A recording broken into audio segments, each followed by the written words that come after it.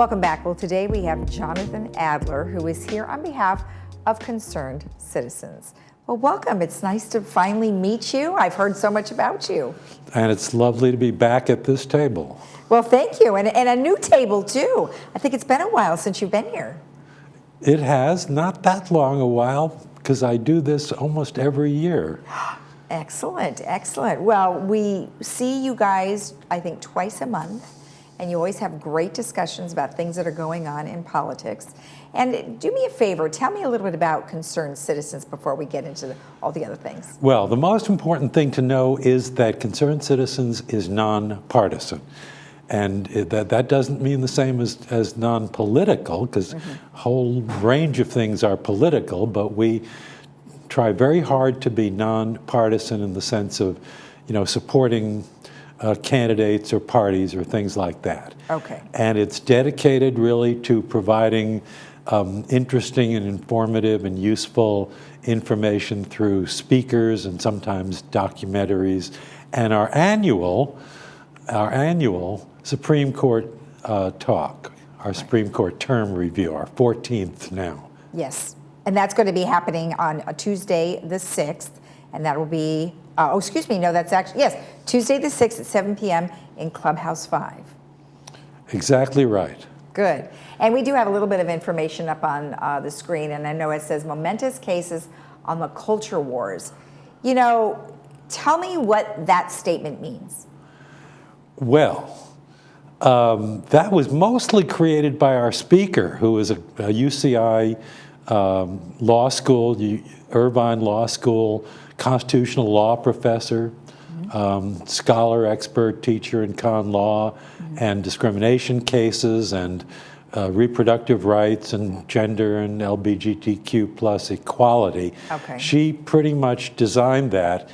And the word momentous is not hyperbole, because it is generally agreed that there just has not in living memory, since maybe the beginning of the New Deal, in the 1930s, that the Supreme Court has decided more highly impactful cases and contentious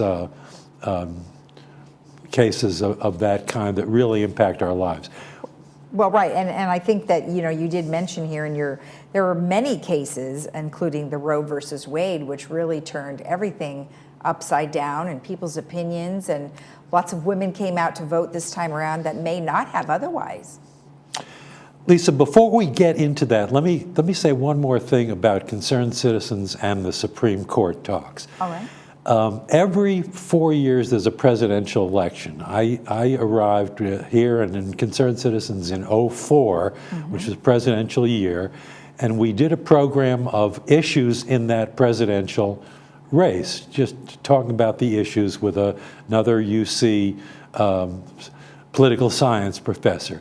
But in the every 4 years ever since then, our Supreme Court talk has focused on the importance of the issue of the Supreme Court in the election, and what that really means is the importance of the Supreme Court and its cases and decisions on everybody's life, on ordinary day-to-day lives. Okay. So that's one of the things that Concerned Citizens has been really focused on presenting, is informing people about this very much overlooked issue of the extent to which the Supreme Court really impacts our lives, and therefore the extent to which the election, at least the presidential and Senate elections, affect the personnel who is nominated and confirmed to the court. So, and that certainly did affect our midterms just recently, don't you agree? And that, of course, gets back to the Dobbs case that you mentioned, which I think it was agreed played a very important role in these midterm elections. And so will some other very important cases that it has taken on for this current term, and maybe 5 or 6 others that it decided late last June. Right, so right. We can get into that. Well, there's quite a few that seem to come down the pike. Tell me what you think about the leaks that happened from the Supreme Court decisions. If I may, I don't think that's really very important. Okay. The Supreme Court does not have an ethics set of rules. Congress is debating whether to create one. Of course, it's not a good thing that opinions leak, but I think that's kind of been a little bit of a distraction from the impact of the case itself. Trying to figure out who leaked and why. I don't. Well, it's interesting. It's kind of like a distracting issue. Right. But I really wish that people would focus on the decisions themselves, done last June and already heard this term, and to be heard this Friday. Hugely important case that we can discuss, involving really the future of democracy itself.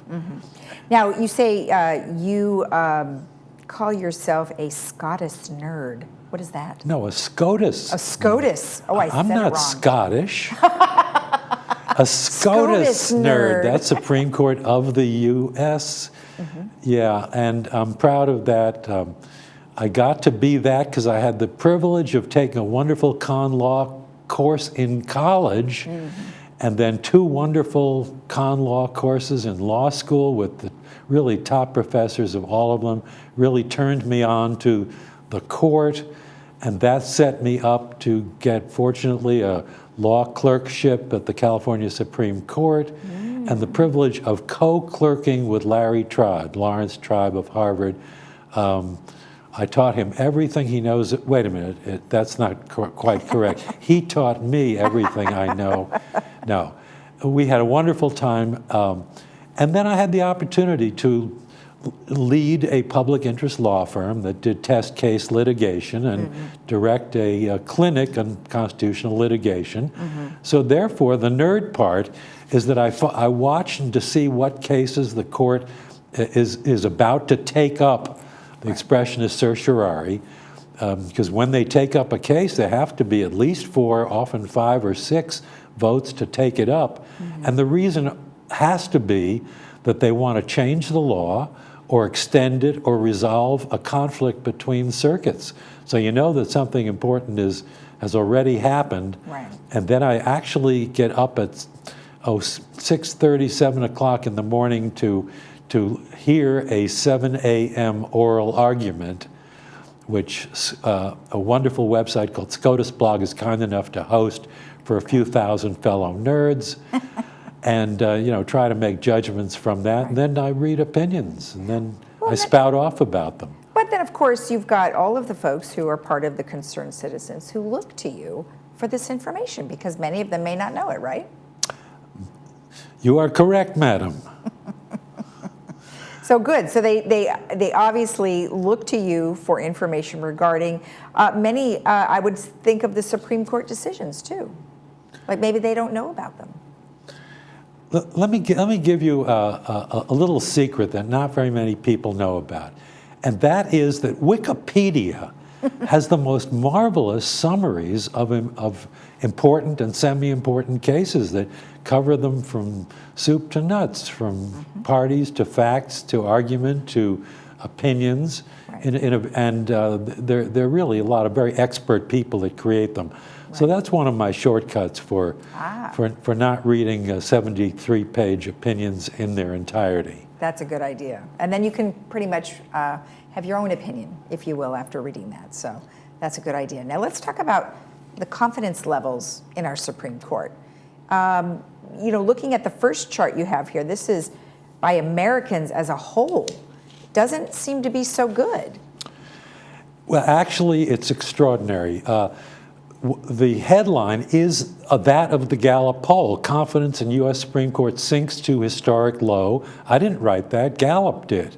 And Gallup, for 50 years, has been asking the same question about confidence in American institutions, including the Supreme Court.